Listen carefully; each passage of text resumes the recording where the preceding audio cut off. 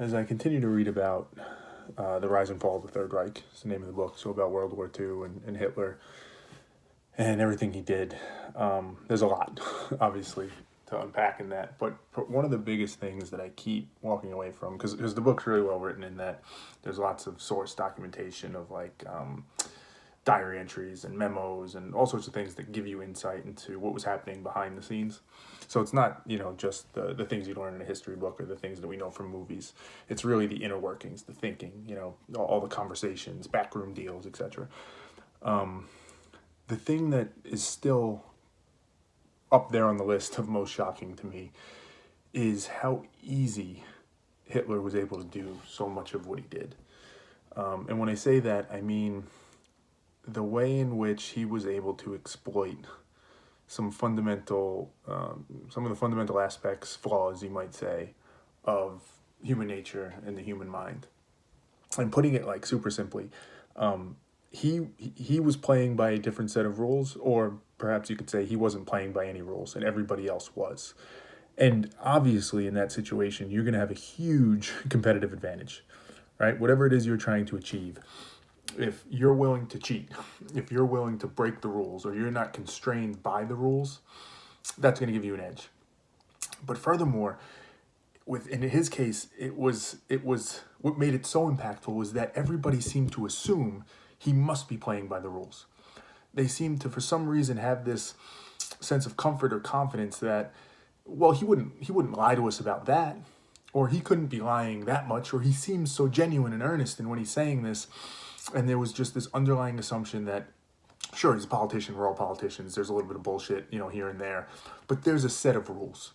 There's a general nature to how gentlemen act, or how politicians or statesmen act, that he wouldn't break that. And even as he broke it consistently, regularly, horribly, the view still stood.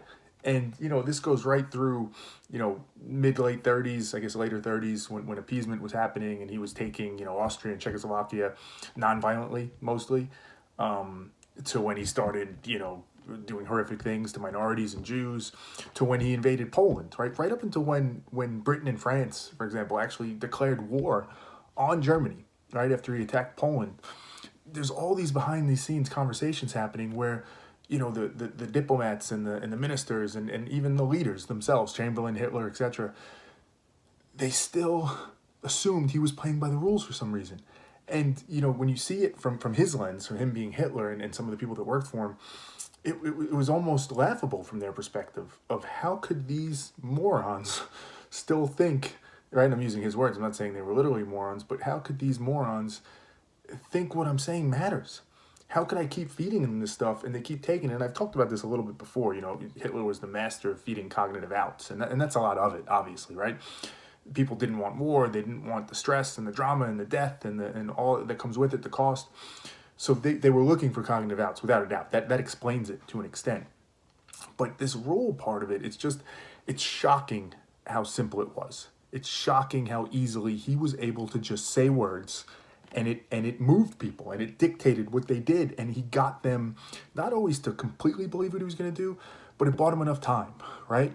Or it got him like a slight reaction, which then gave an opening that he needed to get into something. And he just used it time after time. And I mean, he did it not just with other countries and world leaders. He did it through propaganda with Goebbels and that whole thing, right, with his own people. Same thing holds. I mean, that propaganda and that nature. And it's just fascinating to think about how easily, if somebody wants to, if they're good at it and they want to break the rules and not tell you, how much they can get away with, how far they can take that, and again, how easy it is.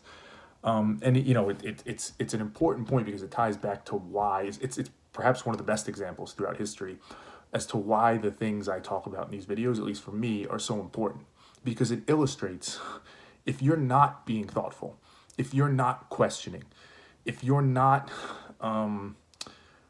probing and searching objectively for the truth, if you don't have the mental toughness to understand and face inconvenient truths that you don't want to face, if you don't have the humility to understand, hey, this person may just be better than me at this, or I may just not be seeing it, I don't get it, I need an instrument to help me find it, what can happen, right? Because I don't think there's a lot of them, but there are Hitlers in the world. And when I say there's Hitlers in the world, I don't just mean bad people.